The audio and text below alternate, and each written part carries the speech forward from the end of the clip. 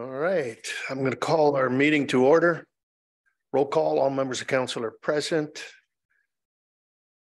In first order of business is I want to report that we had a closed session and the meeting was held earlier this evening in accordance with and as permitted by section 239(2) of the Municipal Act 2001.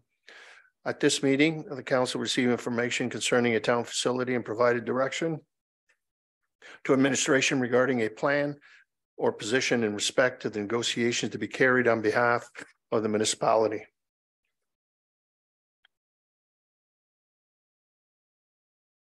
All right, and as for that's only a moment of silence and just for your reflections, and then we'll stand for the national anthem.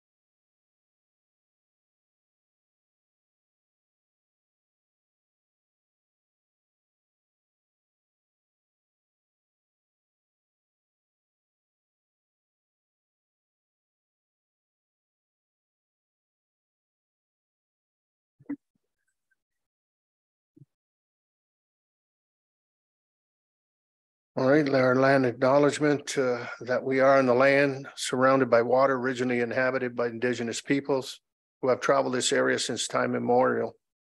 This territory is within the lands honored by the Wampum Treaties, agreements between the Anishinaabe and the Haudenosaunee, Lenni, Lenape, and allied nations to peacefully share and care for the resources around the Great Lakes. Specifically, we would like to acknowledge the presence of the Three Fires Confederacy, the Ojibwe, Ottawa, Potawatomi, and Huron-Wendat peoples, and the Caldwell First Nation. We are dedicated to honoring the Indigenous history and culture while remaining committed to moving forward respectfully with all First Nations, Inuit, and Métis. To the members, any disclosure of pecuniary interest on the agenda is presented to you today. Councillor Houston and then Deputy Mayor McKetty. Thank you, Your Worship. I will be declaring on the bylaw 2023-22 for the Gwen Drain. So I'd just ask that we separate that one in the bylaws and we'll do that separately. Thank you. Deputy Mayor. I also like to declare on item O, the Gwen Drain bylaw readings due to a conflict of interest as I own property along the drain. Thank you. Okay, members of council, we've got minutes of the regular council meeting of January 25th, 2023, our public council meeting 2025, 2023, the tender results, the public council meeting January 25th, 2023, Antaya Drain, Public Council meeting, January 25th, 2023, branch of the South Talbot and Holden Outlet Drain, Mio Bridge. Special council meeting of January 25th, 2023, council workshop on procedures bylaw. Special council meeting, January 17th, 2023, proposed business plan and budget for 2023. In the special council meeting of January 26th, 2023, the capital works plans. Can I have a motion to adopt those minutes? Councillor Jobin, Councillor Houston. Any errors or omission on those minutes as presented to you this evening? Hearing none. All in favor? Opposed, if any? The minutes are carried. No supplementary agenda to deal with this evening. For delegations, we do have representatives here from the Essex County Library and also the architect for the renovations of the library. And there is a report, but first and foremost, if I could have a motion on the procedural bylaw to allow the CEO of the library and the architect to come forward at the delegation table. Moved by Deputy Mayor Bichetti, supported by Councillor Tonio. On the motion, all in favor? Opposed, if any? That is carried. Also, if we could bring the report forward, and that's report 2023-01, the Caddo Library renovations final concept design. Moved by Deputy Mayor Bichetti, supported Councillor Higginson. All in favor? Opposed? That is carried. Please, gentlemen, come forward.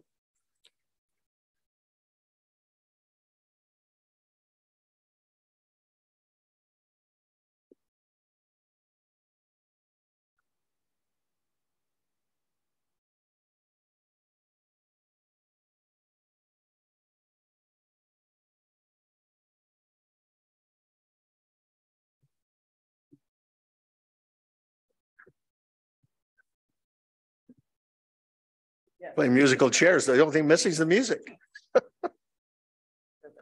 All right, perfect. Thank you. Welcome. It's my privilege tonight to be with you here tonight and our delegate representatives to share with you the renovations for the Caddo Library. We have Setimo Velarde from Archon Architecture, who's been doing the designs. And of course, Adam Craig, the Chief Librarian with Essex County Library, who are here to both answer any questions you might have. In addition, I will be presenting the report. Okay. We'll start with the report. So in the report in front of you, CRS 2023-01, you can see that we are now at the stage in this proceedings, which have been underway for quite some time. We're quite excited to actually share with you the concept designs so that we can have a conversation tonight.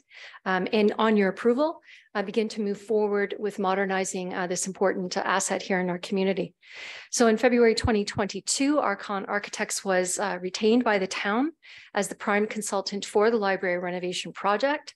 And has engaged in a variety of public discussions and consultations in order to come to the proposal and design that you see in front of you today. Feedback has been very positive and folks are generally quite satisfied with the approach that's been taken to date. Both our colleagues at Essex County Library as well as those in the community that have participated in the process. Significantly extensive barrier-free and accessibility upgrades are being made to the facility so that there will be new gender-neutral washrooms, barrier-free multi-fixture male and female washrooms, new automatic sliding doors, barrier-free information desks, removal of some of the elevated elements within the facility itself.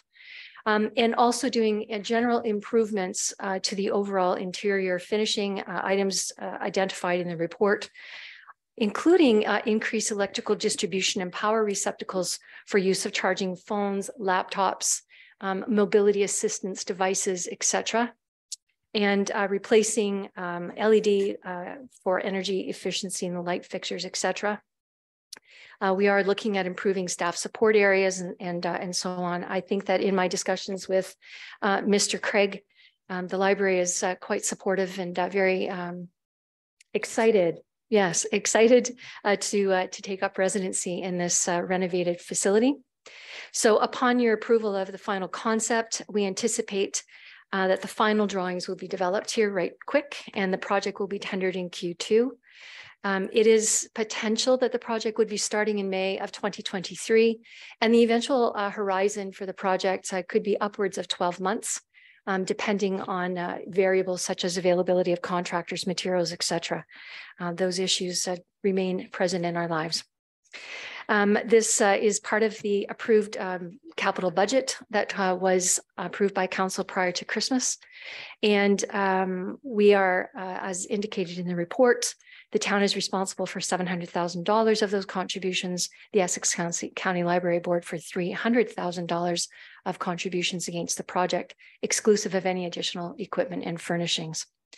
It's also further described in here of where the other funds are coming from, life cycle reserves, etc., in order to cover the balance of the project itself. So with that, I'd like to ask Mr. Timo if you would actually take us through the concept drawings, and then we'll open it up for questions.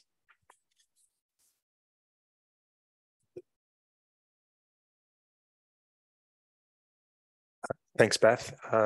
Mayor and members of council, thanks for having me tonight and allowing me to present the floor plan. Like Beth noted, we're pretty excited about it too. We've been working on it for some time. We've had a great team with the town and the library, and also a lot of input from the community. So we're pretty happy that we're putting forward a plan that is going to serve the community well, and obviously the town. So on the drawing that you see in front of you, in very simple terms, the plan is kind of triangular. It's a very unique building, and certainly a great building to renovate and continue to use as a library. Predominantly, the better part of the library in the north is being kept for use for library services. So the green area in the center is where we're going to put the books, call them stacks. These are going to be modified, obviously lower and barrier-free accessible. That will allow obviously better use of the space and also to maintain sight lines.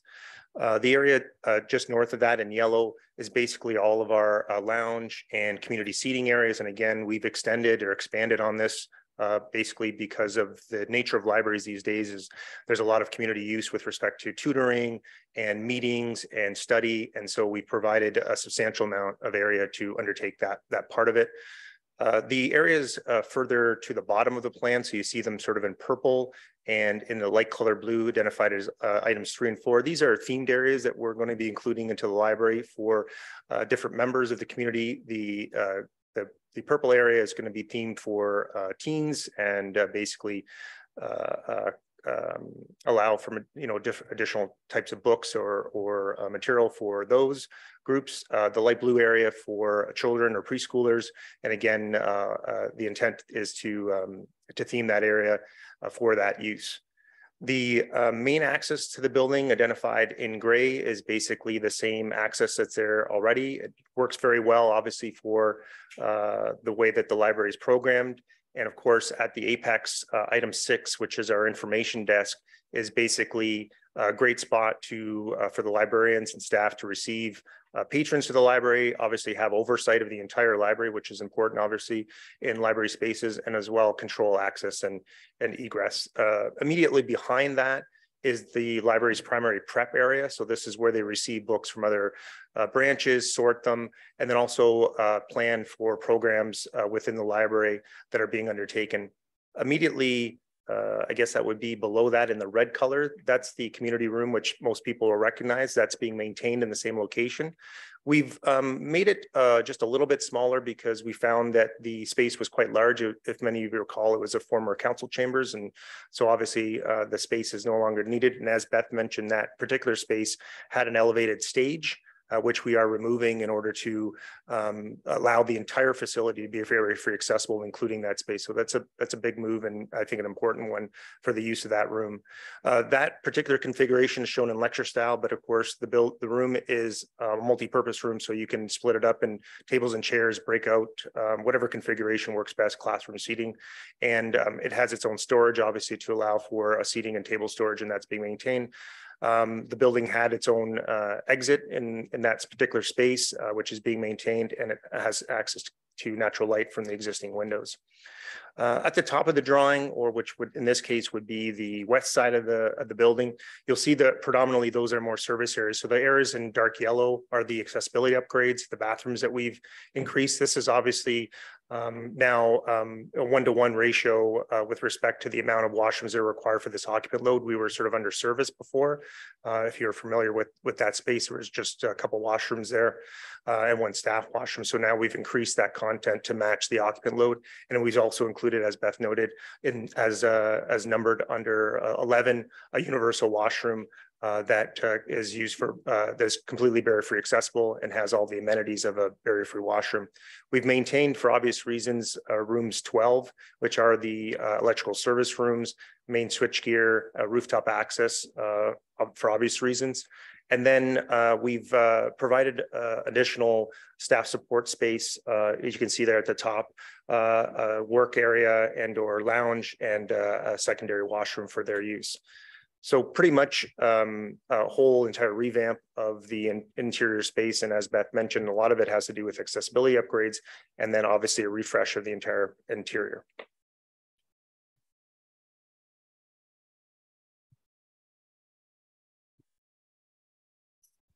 Thank you. Through your worship, we're prepared to take any questions.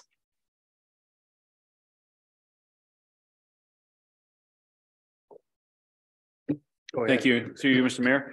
I just see that there's the teen and the children area. Is there any consideration for seniors or anything like that? Or is it something we don't need in a library? We use it in other facilities? Through you, Mr. Mayor. It's not typically designated as such.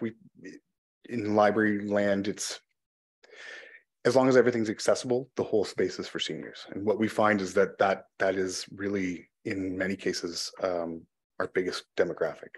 So thank you. So technically it's not really needed for program space, just because the whole area is ready for anybody that needs to use it regardless of age. Essentially, yes. Perfect. Thank you. Go ahead, Councillor Higginson. Thanks very much, and thanks to the three of you for the report and for the renovations and view of it here. It's pretty exciting. Not only for us that use the library, but for future people that hopefully will be able to use the library. We're always trying to get more people to hold library cards and use the library. So I'm grateful to see some of the upgrades here that are going to happen. I noticed in the report that we used a number of different types of public engagement, like play speak and actual physical engagement. What were some of there wasn't a much detail about what some of that feedback was and how that was incorporated into the design. So I'm just wondering if there can be kind of an overview of what some of that feedback was that we got through those public consultations and how that feedback appeared in the design here. Yeah, as you might expect, we provided very pointed questions about the plan that we had developed and reassurance that we were sort of headed in the right direction. So most of the responses were in general asking, whether we had done things correctly and whether they approved of various things like the layout of the space, the increased areas for study and the types of additional uses. And we got a positive response to that. We did ask some questions about the coloration of the space, whether we would provide a neutral palette or something that was I guess more colorful. And so this is the perspective that we sort of took and received positive feedback in that regard. There was some questions about that you mentioned, Councillor Tony Ohl mentioned about community spaces for seniors in particular. As Mr. Craig mentioned, the entire space is really accessible, but in addition to that, the intent is to provide a variety of seating areas, both table seating and lounge spaces, in order to facilitate, various abilities and various individuals that want to use the space.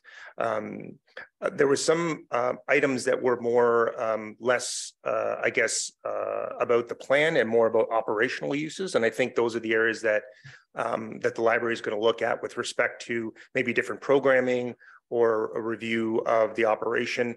And I think mostly were items that the library was already doing, but everybody was always interested in expanding services, and so that's sort of Craig's area. But it's a very Miss Craig's area, but that's always a kind of a tough thing to do because you're obviously balancing a lot of elements. But in general, there were mainly just supportive comments of the design and the approach we had taken, and basically that they were very I guess they were very gratified that they were able to partake and have some comments on the project. Thanks, I appreciate that. And just thinking, I mean, through COVID, we must have figured out many reasons that we can use libraries in new ways. And so this is a really great time to be doing this and to be encouraging more of the community to take use of that space too. So thank you for that. Deputy Mayor.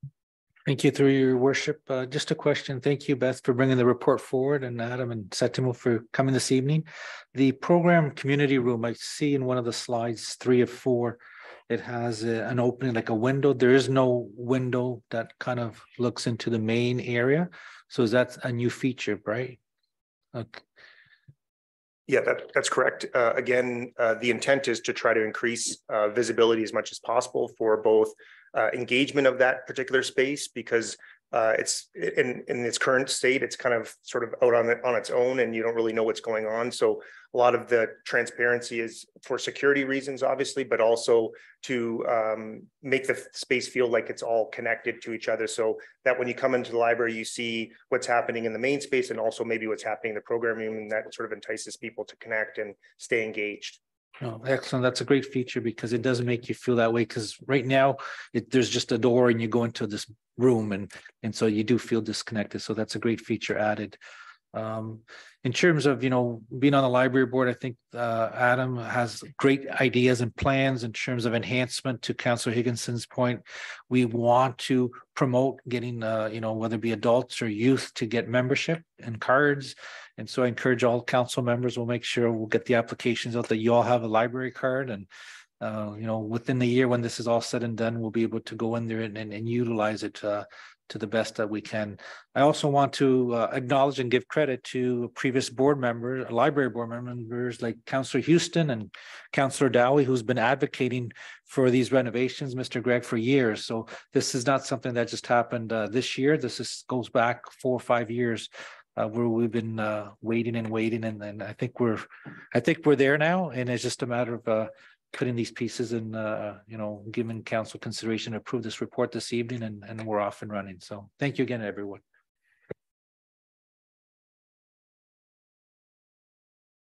Sorry, through you, just quickly, briefly, it just came to mind.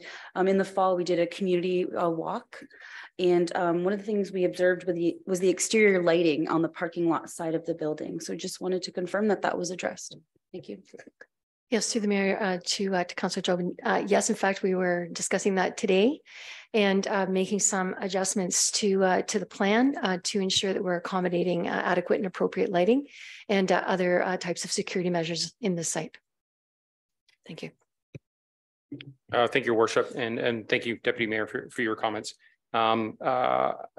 This plan, I think, kind of hits a nail on the head, and I take my daughters into the library and we get books, and I did see the boards up there, and saw a lot of engagement from individuals who could see what was going on, and I think it's going to be a great plan and a great asset for everyone in the community. My question is just regarding the number 9, that community room. I'm not completely aware of all of the programming that goes on in there, but is this a room that community members could maybe rent out, or even, I think it's going to be a great space that possibly the town could utilize for some smaller PICs and, bring people into the library. So if you could just maybe expand on that a little bit. Absolutely, through you, Mr. Mayor. At present, the library does not have a room rental procedure in place, but that is absolutely something that this space could be used for. Right now, we're running programs. Tecumseh is one of our biggest, most frequent programming locations because we have the staff to do it. We have the interest in the community, but community events and those sorts of things are really important to us in the sense that they bring people in that don't typically use the library. So that would absolutely be something that we could look at. It's been long overdue. I mean, they talked about Councillor Dowie, and I was a library board member for 4 years prior to Andrew, and it's something that we've been looking forward to. And finally, I think we've got the dollars to put together to get it done. One of the things I believe from the schematic, I'm looking, there's additional windows going in.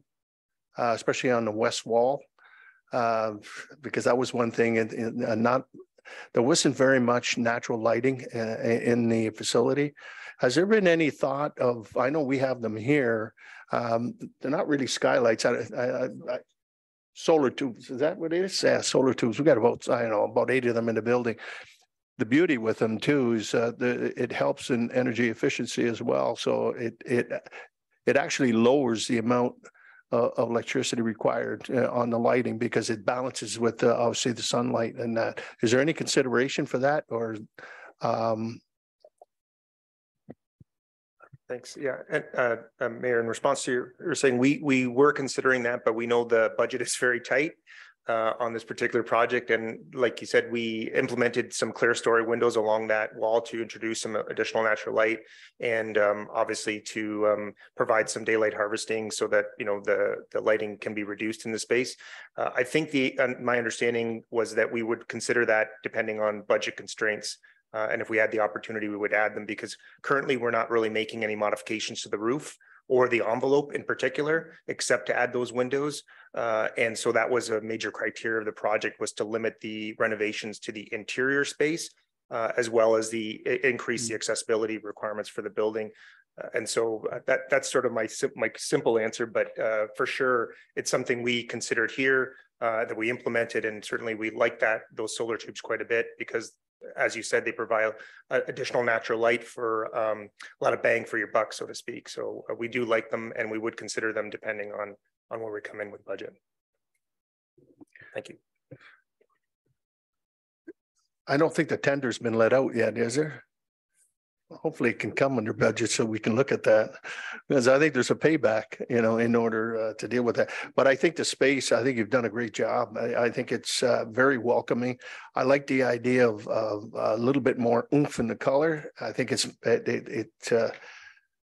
that's what you want. You want the space to be,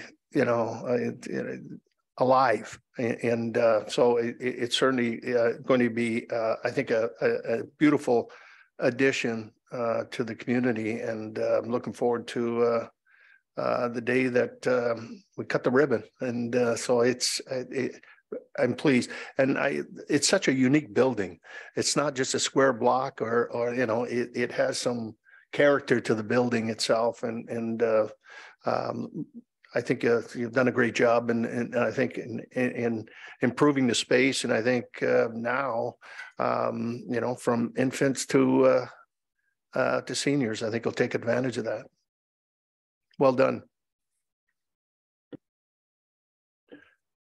Any further questions?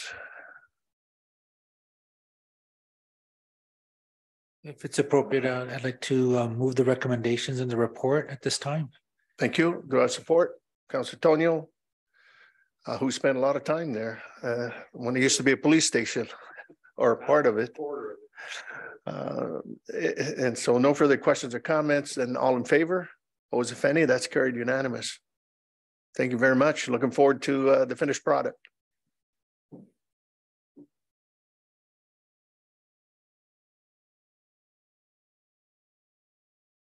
Okay, get back in order. Communications were done. No, we still need a motion on that. On communications, didn't I do it? No, just. I thought I did. Delegations came before communication. Oh, okay, sorry. You're right. All right, communications, we've got items. We've got 4 items. Can I have a motion to receive? Councilor Tonio, Councilor Dorner, all in favor? Opposed, if any? That's carried. We have, is there any out of those 4, anything that council would like to speak on? No. Okay. Communications action required. We got the Essex Region Conservation Authority Support for municipal member appointment for the Essex Region Source Protection Committee. And there is a recommendation that the council of the town of Tecumseh endorse the municipal appointments of Dennis Rogers, Union Water Supply System, and Frank Garado, City of Windsor, to the Essex Region Source Water Protection Committee, and that this motion be sent to Essex Region Conservation Authority to be included in the Essex Region Source Protection Authority Committee meeting scheduled April 13th, 23. Moved by Councillor Houston, supported by Councillor Tonio. The only question I have is why maybe you can answer why Windsor and why the Union Water Supply? Is it because they are the suppliers of water? Because there's still Lakeshore, you know, there's Lakeshore as well. They have a lighthouse that supplies water, Bell River. Oh, okay, different watersheds. Okay, just curiosity more than anything. On the motion, all in favor? Opposed, if any? That is carried. Committee minutes. We have the Police Service Board minutes of January 16, 2023. We have a recommendation that the Jan 16, 2023 minutes of Police Service Board, as they were duplicated and delivered to the members, be accepted. Moved by Councilor Tonio, supported Councilor Higginson. Questions or comments? Hearing none, on favor? Opposed, if any? That is carried. So we'll move on to reports. Members of council, the first one's from our Chief Administrative Officer, People and Culture, and it's the CAO 2023-02 non-union and council economic salary adjustment. Go ahead, Madam CAO. Thank you, Mr. Mayor. This is an annual report that usually follows shortly on the heels of the budget deliberations and approval. In the 2023 budget, there was an allowance made for 2% adjustment to the wages of the management and non-union administrative staff wage grid. And then, of course, the remuneration for council is tied to that approval, as well as indicated in the recommendation, where the mayor would also receive an adjustment of 2%, the deputy mayor an adjustment of 0.5%, and councillors an adjustment of 1%, as per bylaw number 2019-62, which is the bylaw to provide for the remuneration of members of council. We have looked at all of the considerations that the policy requires us to review, including consumer price index, the OMERS annual increase, municipal comparators, average and median range adjustments for municipalities and public sector employers, negotiated increases with local bargaining units, compression and financial capabilities. These are commented on in the report. Certainly, this has been a difficult year with respect to inflation, and those numbers are quite significantly higher, 6% year over year from December to December. And OMERS also capped out at a 6% increase in 2023. However, on the more modest side, our collective agreements are at in the 2% range for the QP locals, as well as in the neighborhood of that 1.5% with benefit improvements for the Tecumseh Firefighters Association. And we have essentially recommended that the same level of annual increment be afforded to the management and non-union administrative staff, and respectfully request your approval of the 2% annual economic adjustment, and then the adjustments outlined for council in the recommendation. Thank you. Council. Thank you. Moved by Councillor Houston, support Councillor Higginson on the report. Any questions or comments? Hearing none, all in favor? Opposed? That is carried. We've dealt with number 2. Number 3, financial services or taxes receivable for December 2022. Mr. Kitsos.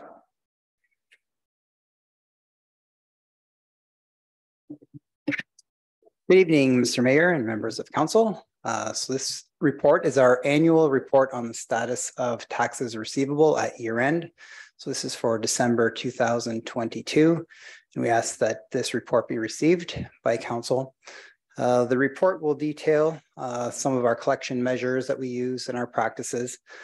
And you'll see that with the data, you'll see that taxes receivable at year end increased from 4.5% to 4.7%, 2022 over 2021, which is a marginal increase. It is considered low risk by metrics that we use. So there's the province uses a standard of less than 10% as low risk. And there's other industry standards that use 8%. We are in line with the Western Ontario municipalities and with our neighbors in the county. So, yeah, as I mentioned, so there's been a little bit of increase both in dollars and the number of accounts in arrears, but that has been expected following COVID. However, the figures are quite reasonable considering what we thought might have occurred. So, and I think, yep. So if there's any questions, I could take those now. Thank you. Questions or comments? Deputy Mayor? Thank you, through your worship. Thank you, Tom. In the report, it indicates there was one that had first time in a while that's gone through a sale, the tax arrears. Usually, is it recoupable in terms of market value? Like what kind of funds, sales do you get from those type of tax arrear sales? Through the mayor to the deputy mayor. So we recover what is owed to the municipality. Typically, it's done through a public tender process. So the minimum amount to complete the sale is to recover our costs. Anything above that amount goes to the province. And it's held in court for any claims against the property.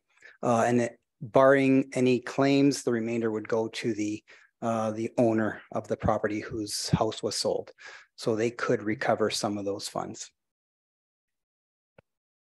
Just on that note, how many are we expected tax sales in 2023? So I would expect none. In my time here, we've only had the two. It is rare to do a tax sale. We do everything that we possibly can here at the municipality to avoid that. It is a last resort. And we have found, you'll note that in the report, we identify the number of tax arrear certificates that we issue in a year. They're quite modest, usually 2 to 5 in a year. Generally, with the exception of 2022, all property owners have redeemed their property. So they generally do get paid. Really was unusual to see the two that actually went to tax sale this past year. All right, that's good news. Okay, any further questions or comments? Then a motion to receive the report. Councilor Houston, Councilor Higginson, all in favor? Opposed, if any? That is carried. Thank you.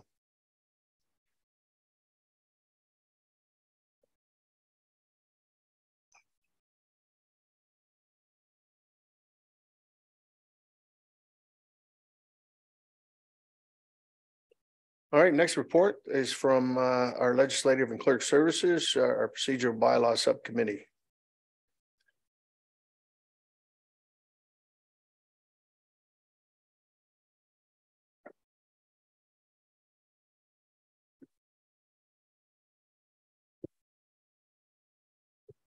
Thank you, Mr. Mayor, and through you to the rest of council. This first report comes out of council's receipt and endorsement of the clerk's office service review back from 2022. One of the key recommendations that came out of that report, and I quote here, that the clerk be tasked with undertaking a review of the observations of the town's procedural bylaw with a view to reporting back to council with appropriate future amendments. And so accordingly, the clerk's office has just begun that process. But certainly in order to provide for better and more meaningful input and just an overall more complete review of the bylaw, it's further recommended that council also form a subcommittee and appoint 3 of its members to undertake its review in conjunction with support from the clerk's office. Timeline, we would hope that this subcommittee could meet as appropriate during the rest of this first quarter and the early second quarters. So being March to probably the end of April. And then at the end of that process, that will assist with the clerk being able to work on a proposed amended bylaw for council's consideration, probably in late quarter of the second quarter. So likely in sometime in May over to early June. And that's the recommendations before council. I'm glad and be happy to answer any questions. All right, thank you very much. And so with that, I know I'd like to be on the committee and as the mayor, and I think I have the time. Being retired as well, and then the other 2 members, obviously. So I'm going to leave it to you guys. I would like to be a part of that committee, please. I'd also like to be considered for part of that committee. Good, thank you. Go ahead. Thank you, Worship. So I will put Mayor McNamara, Councillor Higginson, and Councillor Jobin right as the 3 to be on that committee. Moved by Councillor Houston, supported by Councillor Tonio. All in favor? Opposed, if any? That is carried.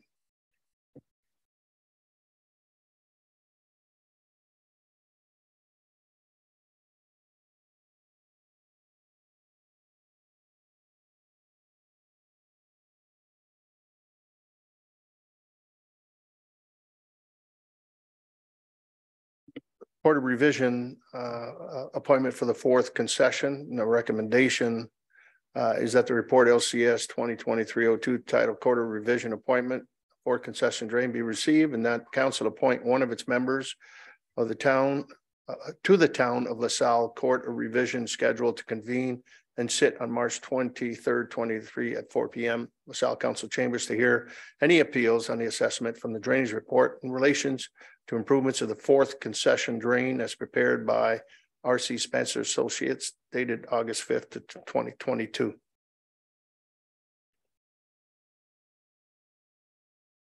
Go ahead.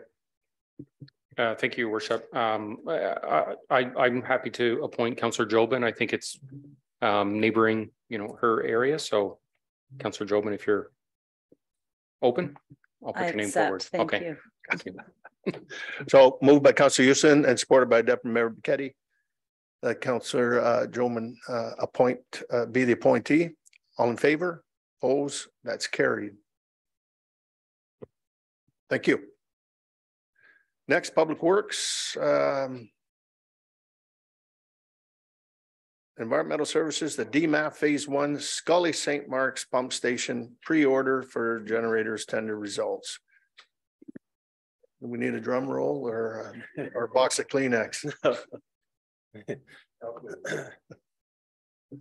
Thank you, Your Worship. Good evening again, Mayor and members of Council. So a quick summary on the report. So during the detailed design phase of Phase 1, the Scully St. Mark Storm Pumping Station, the town's consultants had contacted several suppliers to gauge the lead time required for the delivery of the backup generator. Initially, we were hearing that this time period was going to be in excess of 15 months. And based on that information at that time, we thought it was prudent to put out an RFQ or request for quotation for the pre-purchase of the backup generator so that it would coincide with the construction schedule of the consolidated Scully St. Mark's pumping station. So an RFQ for the pre-selection, pre-purchase of the backup generator was posted on the town's bids and tender account, closed on January 12th. We only had 2 submissions that were received. They were reviewed and determined that both submissions were qualified in some way and did not meet the specifications of the request for the quotation. It was recommended at that time, it is recommended by the town's consultant that no submission be accepted at this time.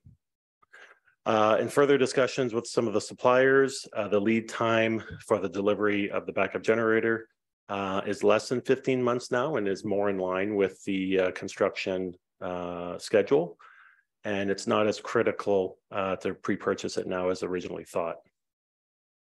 The backup generator, we are proposing that the backup generator be included within the project construction tender to construct the Scully St. Mark's storm pumping station.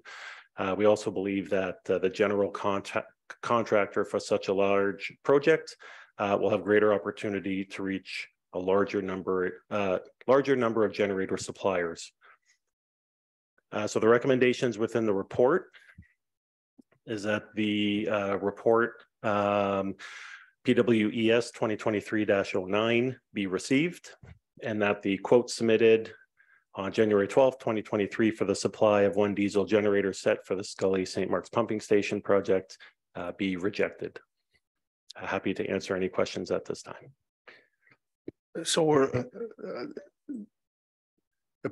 the generators, the rejection of the generators and that, or the is strictly on because of pricing? No, not necessarily. The pricing was higher than anticipated. It was more on the specifics itself. It identified the one supplier had pre-qualifications that didn't match the specifications, and then the other one, what we're gauging from their submission is that they had kind of a similar type generator in stock, but didn't meet all the specifications. And that one had a much quicker delivery time, right? And which kind of led to some complications with respect to storage and maintenance and things of that nature. So, you know, with both of the bids not meeting those specifications, we are recommending rejecting it. Because my other question would be that the 2 that we have, the DG project, the arena and Manning Road in particular, but all the generators and the rest of them, plus the 2 DG are done by one, well, actually through CF Industries. And you would think for maintenance purposes, those are all maintained by that group. So the short term obviously is an issue, long term as well. Does it make sense like to have continuity in terms of maintaining the generators, you know, under one contract versus multiple contracts? Through your worship, we do have so kind of a multi-response, I guess, to the question. So we do have a contractor on retainer for the maintenance, the regular maintenance of our generators. When it comes to kind of pre-purchasing a generator for the DMAF project, we are obligated to have an open and fair and transparent process, and to try to single source or sole source a specific product, such as a generator, we would have to receive permission, I think, up and through the chain through the federal government, who's administrating the DMAF grant program itself. Okay. Well, and then that's where I'm confused, is that you did send out and you only got 2 submissions. And so it's not necessarily a single source. One disqualified because obviously it didn't meet the challenge. And I understand in terms of the difficulties now on the second one. And so both of them could still be in the game with the contractor. Now it's a contract that's going to deal with it. Yep. And so so I don't have an issue there. I mean, you know, in sort of in that regards, because they're limited, I think, in terms of local distributors in terms of distribution. So I'm fine with it would going back to the responsibility would be through the general. To the general. Yeah, I think the other comment that I would provide council for their consideration, and maybe not clearly specified within the report, but I think we've all noticed the recent article for one of our neighbors with their DMAF project and some of the increased costs. And so we did have that discussion internally about the risk of pre-purchasing equipment, especially of upwards of $500,000 to $600,000, and the risk or the implications of what if the general contract or the general tender comes back at a higher anticipated cost, similar to what the city of Windsor was seeing. And so now we're kind of stuck with that pre-purchase equipment. So I think based on the pre-qualifications and the qualifiers that were submitted, as well as being mindful of what's transpiring in other municipalities here, we thought it best to include it as part of one single package.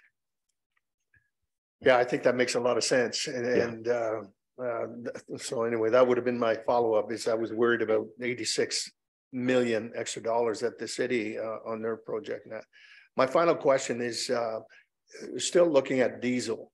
I know we can get generators with dual fuel. We can get them to run on natural gas, which is actually better for the climate and so forth. Might be a little bit more. I'm not 100% sure, in that regards, but shouldn't we maybe look at that as well and see what the opportunity? Because again, we got a lot of generators, but they're all on diesel fuel, and natural gas is it's still carbon, it's still a carbon emitter, but a lot less than diesel. Yeah, through your worship, I believe that was reviewed by the project team and the consultant. We could add it within the tender documents. I seem to recall some discussion around the usability of that generator during perhaps like a lake flooding event of that nature, right? Where if it is filled with diesel, you would have some time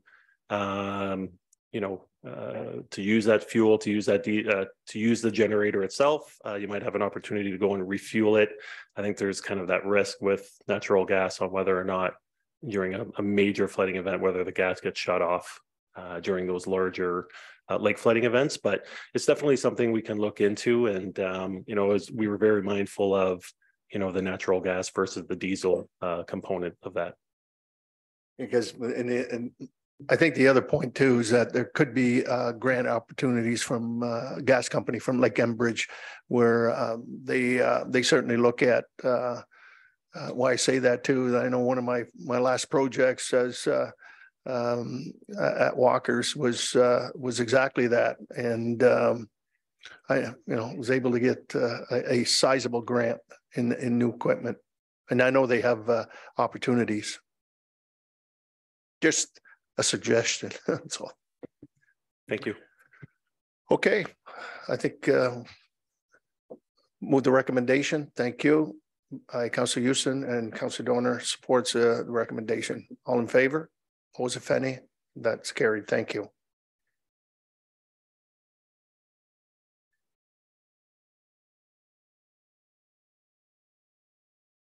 Okay.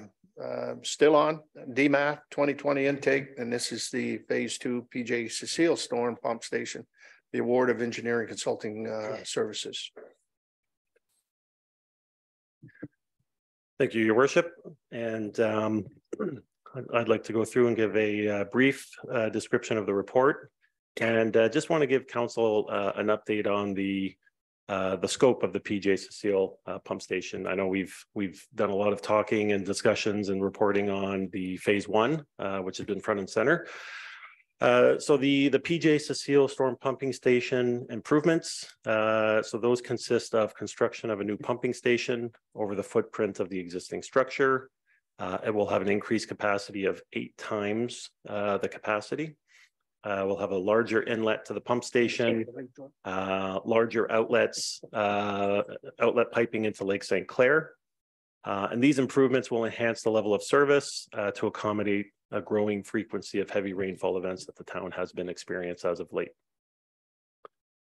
So our request for proposal for engineering consulting services was posted on the town's bids and tenders account and closed on December 15th, 2022. The town received only one proposal, and that was from Stantec Consulting. The RFP was reviewed by the selection committee and evaluated the proposal on its own merit according to the evaluation criteria. The proposal was deemed acceptable and satisfied the RFP requirements. These engineering consulting services include planning, background review and investigation, preliminary and detailed design, obtaining all the necessary approvals, preparation of the tender documents, and contract admin and inspection during construction.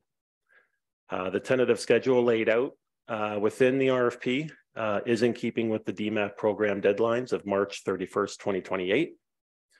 And Stantec's proposal, the cost of $1,157,400 is below the budgeted amount for engineering consulting services within the overall project's allocated budget.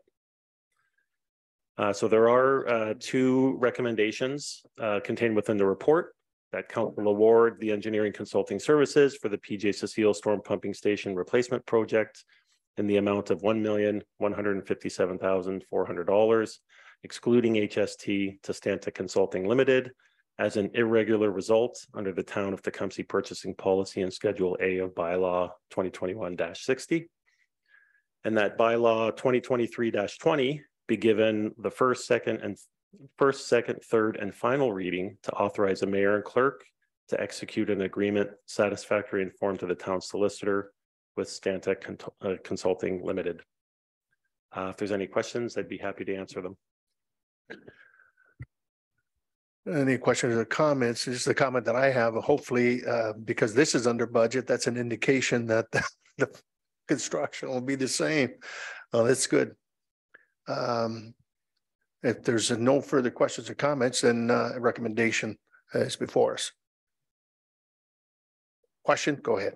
Thank you, through your worship. Thank you. In terms of having the one bid is, disappointing, but, happy, like you say, in terms of being under budget.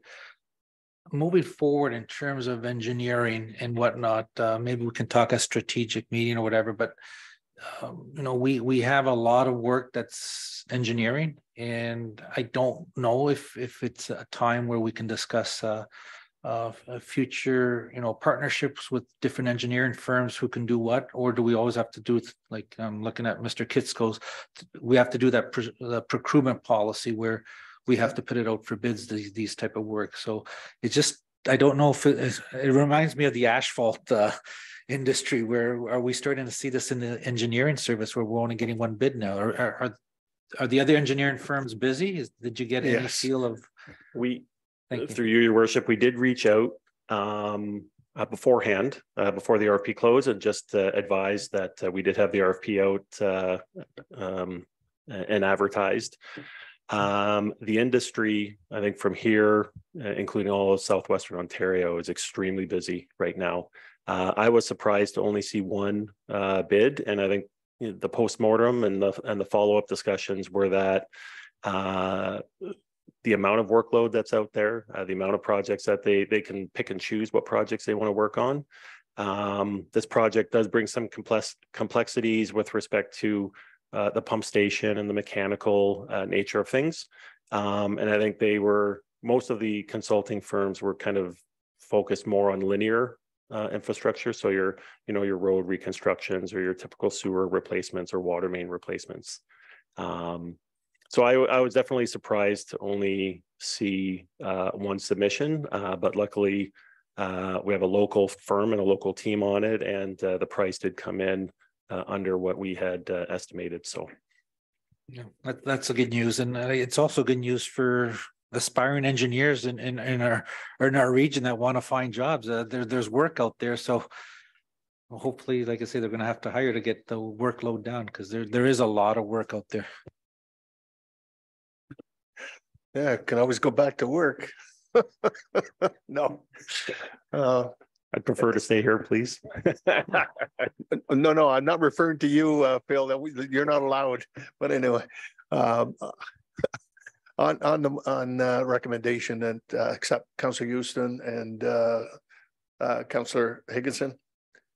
On the motion, on favor, opposed if any, that's carried.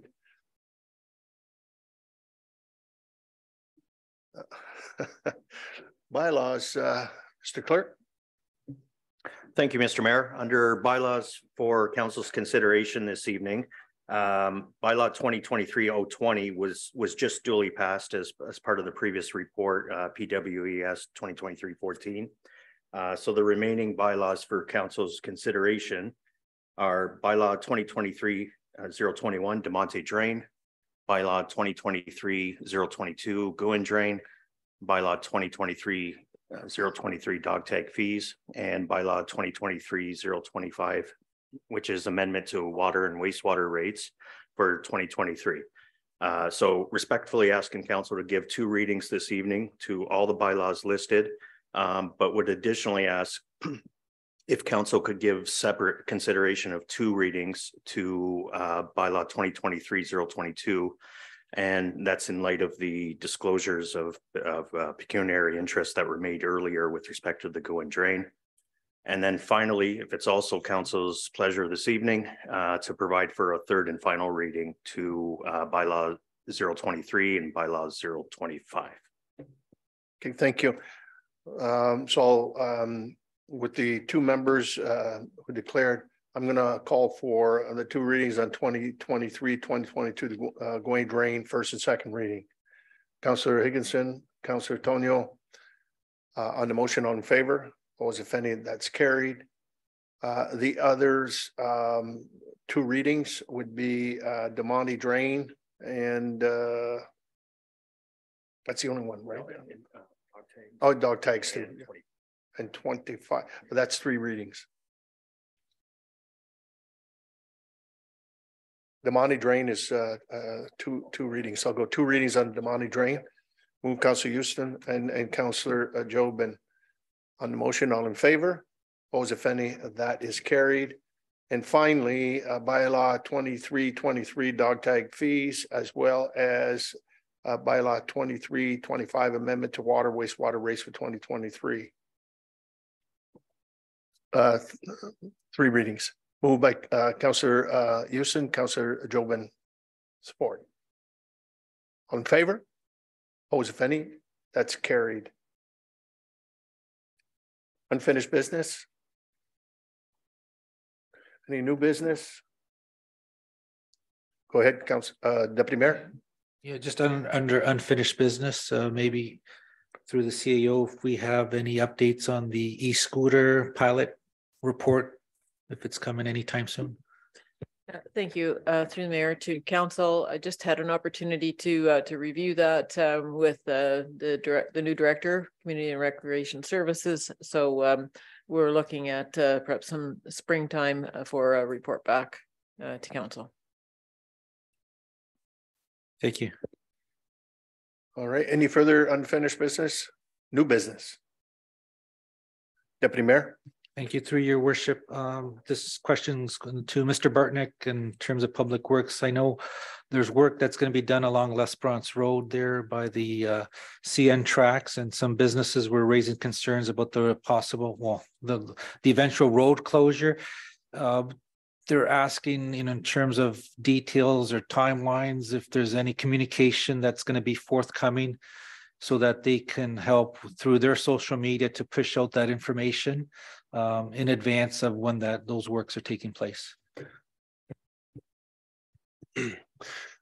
Thank you, through your worship, to Deputy Mayor Piketty. So as council is aware, the town did award the contract to Rudak Contracting back in December. Since that time, we are looking at scheduling a public, or kind of a town hall public information session with all the adjacent business owners and property owners. That should take place, I believe, on February 22nd, so later this month. There has not been a pre-construction meeting scheduled with the contractor as of yet, but we do anticipate that happening in March. The contractor has advised a start date of April 2nd for construction. The tender documents called out for 60 working days, so approximately 3 months, maybe a little bit longer than 3 months, depending on weather.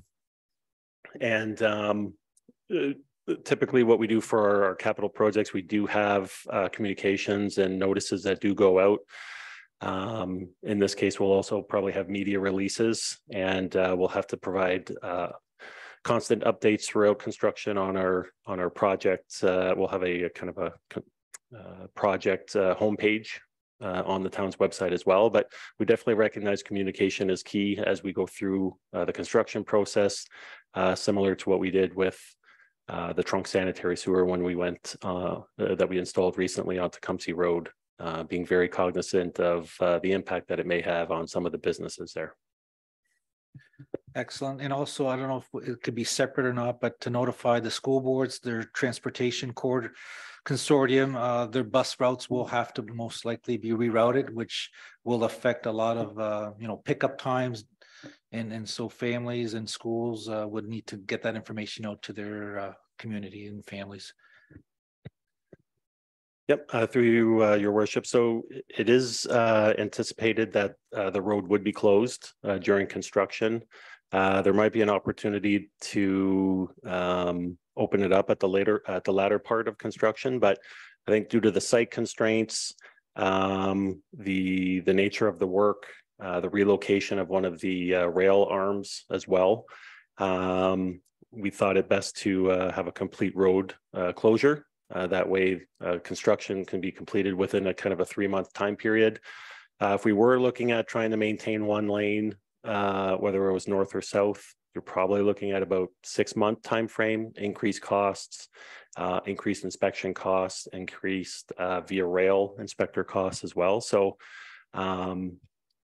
we're going to try to provide signage, provide detour routes, and the contractor has committed to providing emergency vehicle access through the site. So fire, ambulance, and police, as we're definitely well aware that their home bases are all located to the north. And as we get closer to construction, we'll definitely be reaching out to the school boards, the bus companies as well. We'll also have to look at making accommodations for Tecumseh Transit, and provide that information as part of that media release. And to add to that too, like the municipal lot that we have, it limited the amount of parking in there. That's something we discussed a little earlier, Councilor Tonio, and that, and maybe because of some of the employees, will park there for 8 hours in the lot. Maybe we should look at a temporary bylaw to be implemented, that there should be a time limit for parking, so that at least the clientele from the various businesses are going to have at least a place to be able to park and then patronize the facility. Just a thought that I think moving forward we need to look at, because it does happen. I know I've heard some complaints of folks parking there. They're actually employees are told to park there, not to use their parking lot, and it's creating some issues with other businesses that their clients have no parking. So this might create an even bigger, because a couple of lots are not going to be able to utilize, private lots won't be able to because they're going to be blocked off. They won't be able to to navigate through there.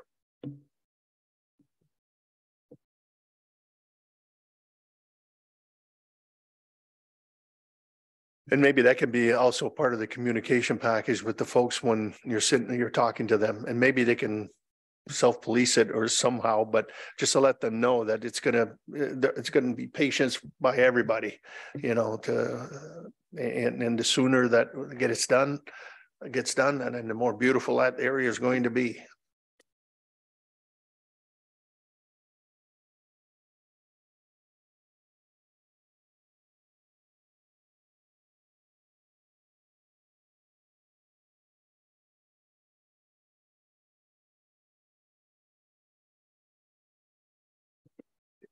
Motion.